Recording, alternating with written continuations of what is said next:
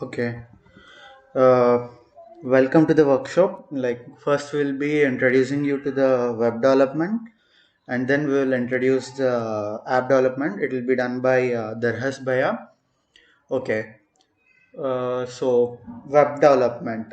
Like in this first introductory thing, I'll be telling you some common knowledge that we software engineers have in the community, which I guess you people lack. uh, like to better explain this, I will just give you an example. I think you people saw Harry Potter movie, right? Like, there is a character called the man who should not be named. He will be referred with this thing, but everyone knows his name too, like that he is Voldemort. In the same way here also, like, people know some things, but they don't say explicitly. Like, we developers generally scavenge these informations from here and there. So, like, what I have just done here is compiled everything into one piece. Okay. uh, First, what is web development? Basically, what I've written here is, web development is basically creating a website and maintaining the website. Like, once you have created the website, it doesn't mean it's over. For example, if you have taken Amazon, like, the products keep on changing, so you have to maintain it, keep on changing the database and all. That's why. Okay. Now, what is a web developer? Like, web developer is the one who does the web development. It's kind of straightforward. The name itself tells, right? Okay. So, how does this thing called web actually works?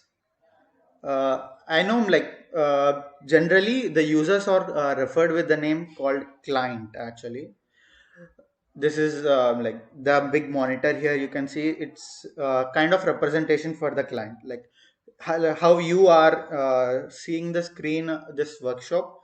In the same way, you are all considered as clients here. How did you come here? Like, by typing some URL. Probably have typed the domain name, but more or less the same. Like, for example, here in this example, I've taken some spacejam.com, right? Like, this client will be sending in a request from this to the server, and the server will fetch you the web pages. Okay. What this thing is called is URL. URL means Universal Resource Locator. Some people like to call it as URI and have given the respective full form too.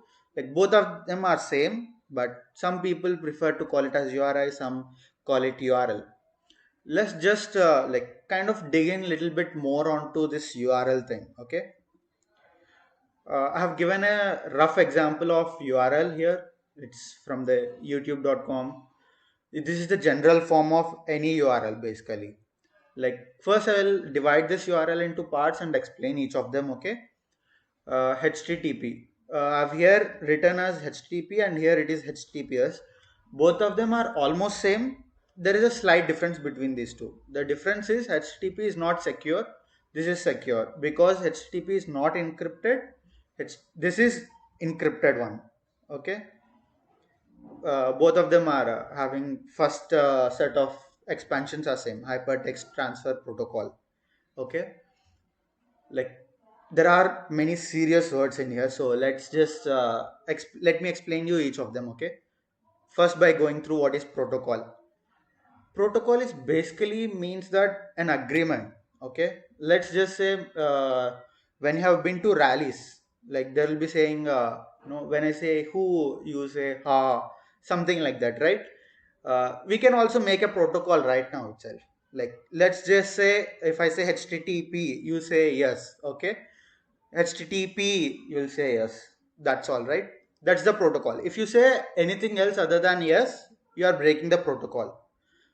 I think now you have got what is the meaning of protocol, I guess, right? Okay, what does this transfer mean? I think it stands for itself. Like, everyone can understand transfer. This hypertext will come a little bit after because it's part of HTML, so it's kind of like that. Okay. Domain name. Domain name is kind of like an abstraction for the IP address. You know, Different people use different domain names. This in this example, the domain name is youtube.com. Some people uh, call their company as youtube.com, Yahoo. There are many number of domains basically. GoDaddy. There are infinite number of things, and generally all of these domain names are given by a particular institution. Okay, you can remember or that if you want. Then in the URL, generally we have a path. Like here in the server, like there are many stacks, right? Basically, to which stack are you referring? Basically, that's what this path says. Okay. Here in this example, we are talking about the results. I want everything related to the results. Okay, you said results, but what are you asking for? Like you are asking some question, right? That's query. Here the query is cats. Basically, what this URL is saying is in youtube.com, I want all the results related to cats. Basically, that's what this whole thing is saying. So basically, now I guess you can understand what a URL basically means, right? I think I'm saying basically many to many. Okay. Now I will explain what happens with the server and the client a little bit more in detail. Okay. Let's just say you send a request. The request will be something like this. What this HTTP means is like this is the protocol I'm be following, so please do the same. That's what HTTP says. URI or URL we have explained before only. What get basically means is it's asking the server to give some information. Once this request is received by the server will send you a response with the body. Body generally contains HTML. For now, we can just say that. Okay, this body contains HTML, and this is the result. Okay. Uh, Now, if we go a little bit deep into the server, what happens with the server? This is what happens. This is the most popular model called as MVC, Model View Controller. Once the client sends you a request, the controller basically directs the execution flow. Okay, the controller will go to the model will interact with the logic and database and does everything what should be there. It gets back to the controller with all the information. Now now you got the information. That doesn't mean you know how to present it, right? So we will go to view and we will ask it, how should I present this thing? And it will give some presentation form. You will get it. And the controller will go back to the client with a response.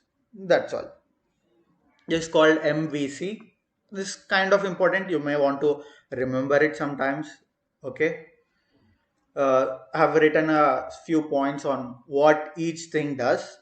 Generally, controller should never interact with the database because you know hackers. Okay, that's all. Okay, now you got some request, right? You have sent a request to the server, you got some response. How do you know that like what the server is saying? Like you don't know what the server is saying. Like server may say I found the web page, this is it. Server might say that I didn't find the web page, sorry bro, something like that, right?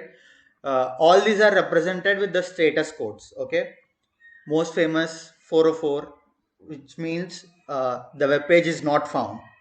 A corresponding meme so that you can better remember the things, you know.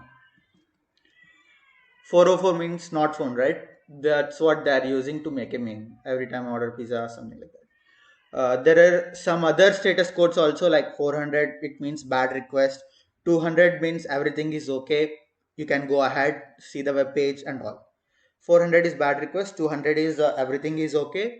404 is page not found. Okay. Now you know what are the different things in web development, how to do the web development. Generally, people use frameworks to do that. You know, these are some of the popular frameworks nowadays. Of course, PSB is like old school, so we have to keep it, but no one uses it nowadays. This is used for front end, back end. I will explain what is front end and what is back end in a few minutes. Django is also back end only. Okay.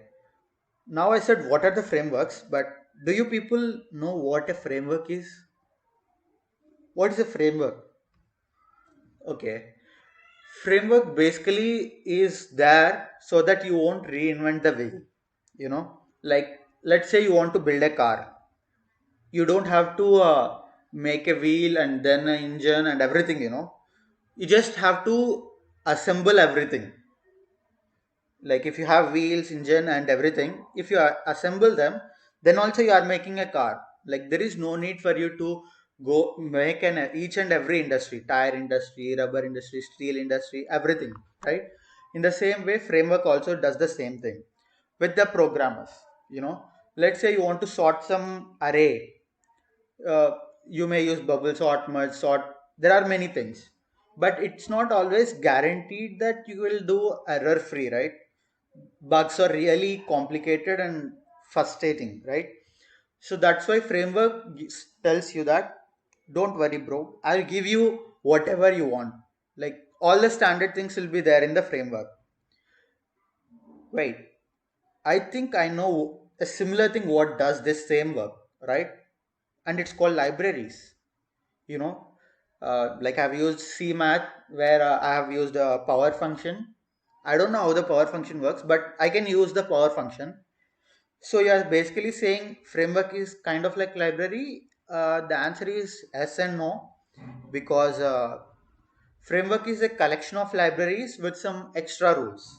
You know, the best analogy will be like in a house, like mother will be a library, father will be framework.